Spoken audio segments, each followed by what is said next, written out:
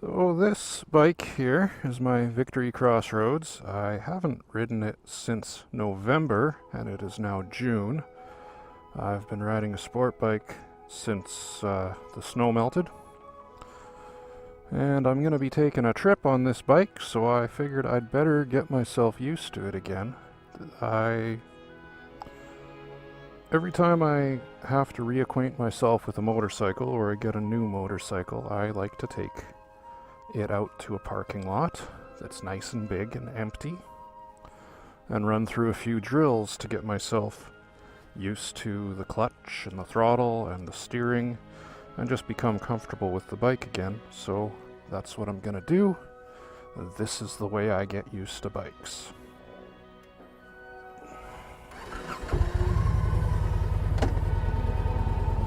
Start off with some slow ride, foot on the brake, ease out the clutch till it grabs, ease off the brake, and start rolling. Look where I want to go, keep things nice and smooth, quick little turn.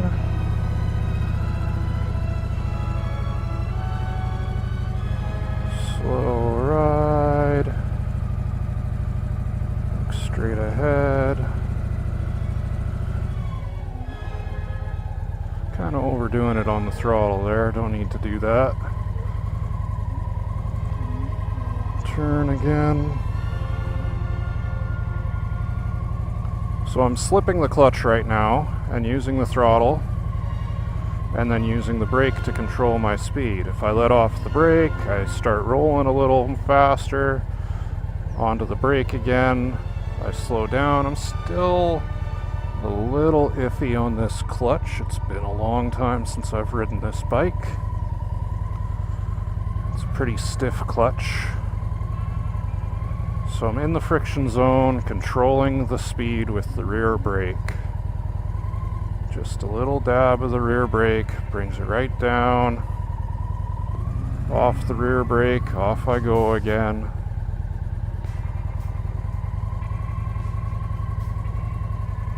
Ride quite slow using the rear brake and the friction zone. It's important to keep the clutch in the friction zone for these sorts of things because you can bring the RPM up a little bit higher than idle, and that helps with balance. The gyroscope of the engine will help keep control of the bike and keep things balanced nice and smooth. And if I make a mistake on the throttle, it doesn't send me bouncing down the road like it would if I had the clutch all the way out. Alright, that feels pretty good. This is going to be tricky now. Been a long time. Right hand turns are a little harder simply because I gotta try and control the brake while turning the bike to that side, which makes you kind of want to put your foot down automatically. But I need my foot on the brake. So I'm counterbalancing, keeping my weight above the wheels so that the bike doesn't fall in. Looking where I want to go.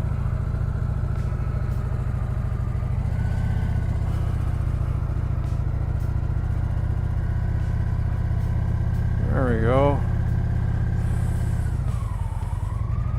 Oh, little dab.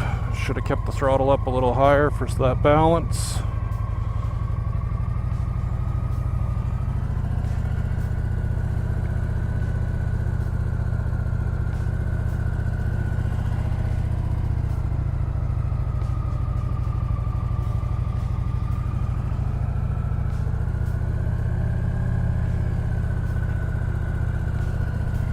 Scrape of the peg there.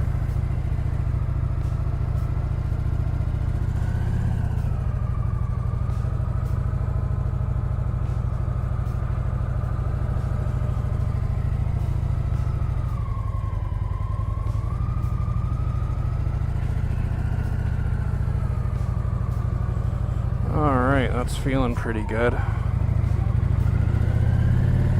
as well do some practice stops here. I like to use both brakes. On a bike like this, about 70 to 80% of your stopping power comes from the front brake, but that means that there's still 20 to 30% of your stopping power in the rear brake. So neglecting the rear brake doesn't help you get stopped faster, but you certainly don't want to use just the rear brake because you'll never get stopped in time. Just gonna play around a little bit, get comfortable. Not stress about doing anything in particular, just ride around. Play with it, have some fun, get comfortable with it. There we go. That's the front brake working properly.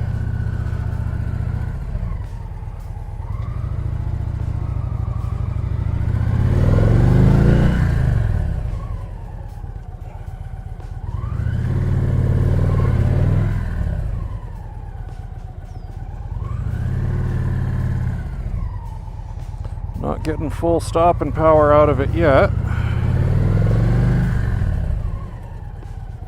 It's getting close, but it's not quite there.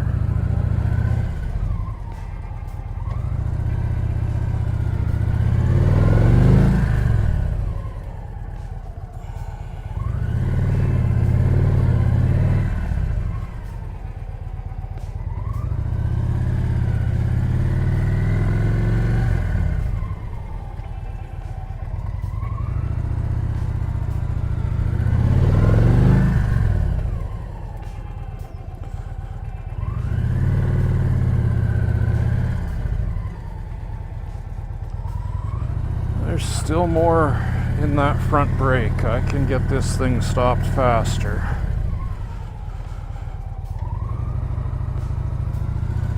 Practicing braking is really important because that is where most motorcyclists lack. Using the throttle is easy. All you gotta do is give it a twist.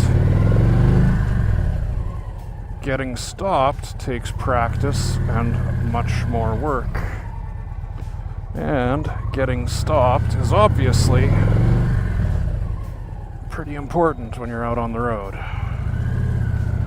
Because if something bad happens in front of you and you have nowhere to go, obviously, you need to get stopped. Alright, I just locked the front wheel a tiny little bit there. So that's about as much as that bike has for stopping power on the front. Notice how I didn't crash.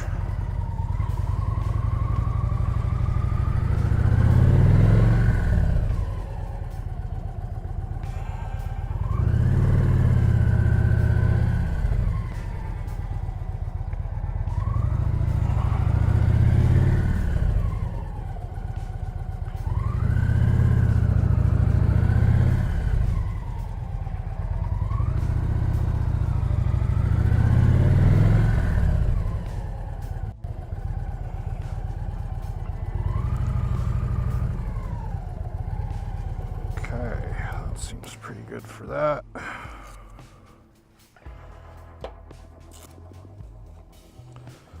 just gonna move this guy. All right. Do a little bit more here. Give you a look at what I'm doing with the clutch. Slow ride. Clutch is in the friction zone. Out of the friction zone, back to a slow ride, slow turn. So I'm just keeping the clutch about I don't know, putting down maybe 20 to 30% of the bike's power to the rear wheel by slipping the clutch and using the friction zone.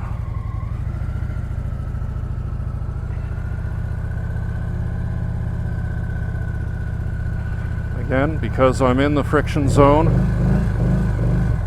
that doesn't matter. I can make mistakes on the throttle, and the clutch will save me.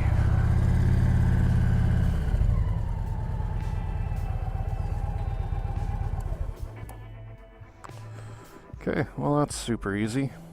I'm feeling comfortable. What I'm gonna do now is set up some cones and do a run through of a skills test.